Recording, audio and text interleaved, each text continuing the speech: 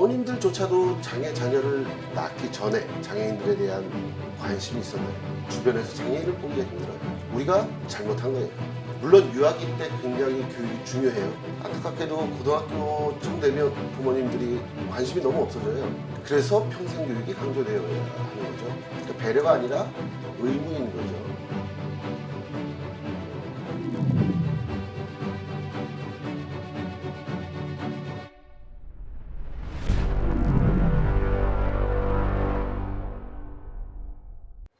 우리가 장애 이해 교육을 하는 그 포인트가 별로 바람직하지 않은 면이 없지 않아 있어요.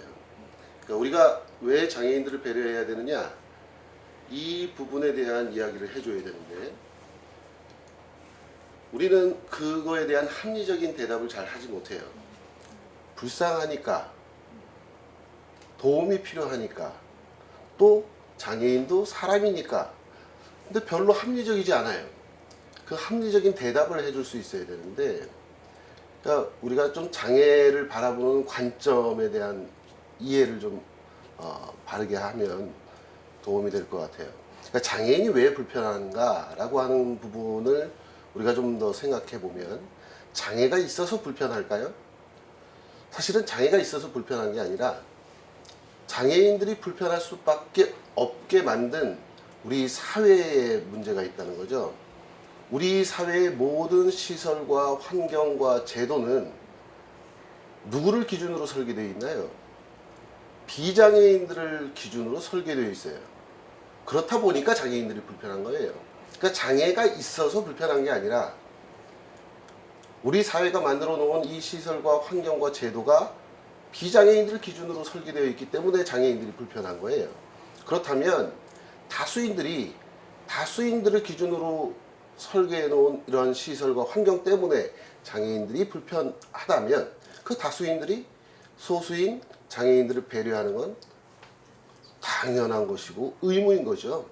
그러니까 사실은 배려라고 하는 말 자체가 잘못됐다고 볼 수 있는 거예요. 그러니까 배려가 아니라 의무인 거죠.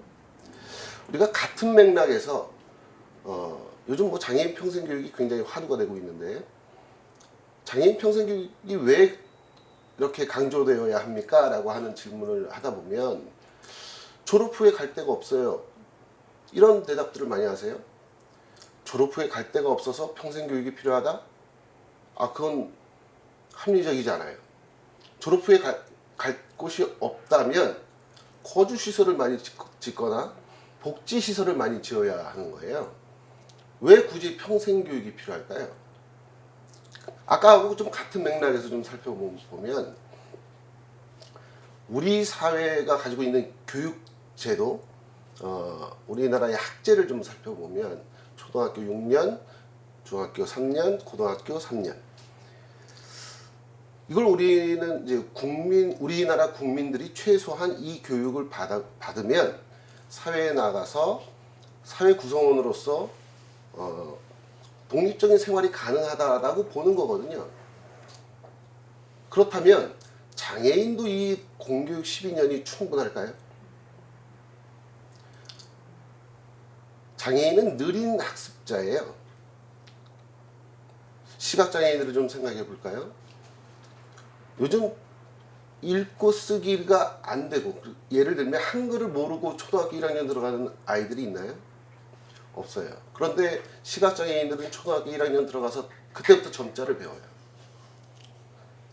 점자라고 하는 건 6개의 점을 가지고 모든 언어, 글을 만들어내요. 표시할 수 있는 방법이 64개밖에 안 되는데, 그걸 가지고 한글도 숫자도 영어도 화학도 음악도 모두 다 표기를 해야 돼요. 그 모든 점자를 다 배워야 돼요. 중학교 1학년 들어가면 또 영어 점자를 배워야 돼요. 굉장히 많은 긴 기간의 학습이 좀 필요해요. 그래서 12년의 교육이 충분하지 않아요. 그래서 12년 이후에도 계속적인 교육이 필요해요. 그런 계속 교육이 필요하기 때문에, 그래서 장애인 평생 교육이 더 강조되어야 하는 것이지, 단지 졸업 후에 갈 곳이 없어서 엄마들의 양육 부담들을 줄여주기 위해서 아니라는 거예요. 그래서 어머님들이 뭐 평생교육에 대한 그런 권리 주장들을 하실 때 좀 더 합리적인 이유를 가지고 접근하시면 정부나 지자체에서도 더 쉽게 설득이 될 수 있을 겁니다. 발달장애인들 같은 경우는 공교육 12년 이후에도 계속적인 교육이 주어지지 않으면 이미 습득했던 많은 기술이나 기능들을 소실할 수 있어요.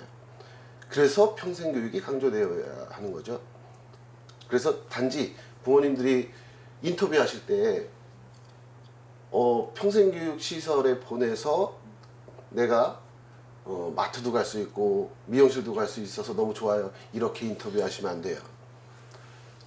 그런 인터뷰들을 저는 많이 보게 되는데 그게 장애인 평생교육을 자꾸 복지적인 접근에서 보게끔 만드는 그 원인이 되는 거죠. 우리가 평생교육은 교육적인 관점에서 봐야 할 겁니다. 그러려면 우리가 왜 장애인 평생교육이 더더욱 강조되어야 하는지 그 합리적인 이유를 설명할 수 있어야 되죠. 우리 부모님들이 자녀들을 교육할 때 자녀에 대한 관심도를 자녀 연령별로 이렇게 살펴보면 삼각형을 이루어요. 영유아기 때 굉장히 많은 관심을 가지고 있다가 중학교 들어가면 좀 많이 줄어요. 고등학교 들어가면 더 줄어요. 이 관심의 양상을 역삼각형으로 만들어야 돼요. 물론 유아기 때 굉장히 교육이 중요해요. 하지만 사실은 성인기에 부모님들의 역할이 훨씬 더 중요하다고 하는 거죠. 그러니까 전환기, 그러니까 고등학교를 졸업하고 나서 대학을 갈 것인지 취업을 할 것인지 또 어디에 취업을 하면 좋은지 많은 정보들이 필요해요. 그런데 그 정보들은 시간과의 싸움이거든요. 많은 관심을 그때 가져주셔야 되는데 안타깝게도 고등학교쯤 되면 부모님들이 관심이 너무 없어져요. 발달장애인이나 장애인들이 스스로 정보를 취득하는 게 굉장히 취약해요. 이 부분에 대한 역할을 부모님들이 해주셔야 되거든요. 우리나라의 이 특수교육이 선진국에 비해서 굉장히 낙후되어 있다? 전 그렇게 생각하지 않습니다. 미국의 전장애아 교육법이 몇 년에 발의가 되었나요? 1975년에 발의가 됐고요. 우리나라 특수교육진흥법 1977년에 개정됐습니다. 입법되었습니다. 우리나라가 법으로 절대 뒤지지 않아요. 지금도 사실 뭐 0세부터 무상교육이 시작되죠. 어떤 서비스 차원의 또 교육적인 지원 차원에서 보면 우리나라가 선진국에 비해서 부족한 것은 사실은 교육적인 지원이 부족하지 않아요. 우리나라가 가장 부족한 것은 사실은 비장애인들의 장애인에 대한 인식이 부족해요. 그래서 다른 교육적인 서비스가 힘든 거예요.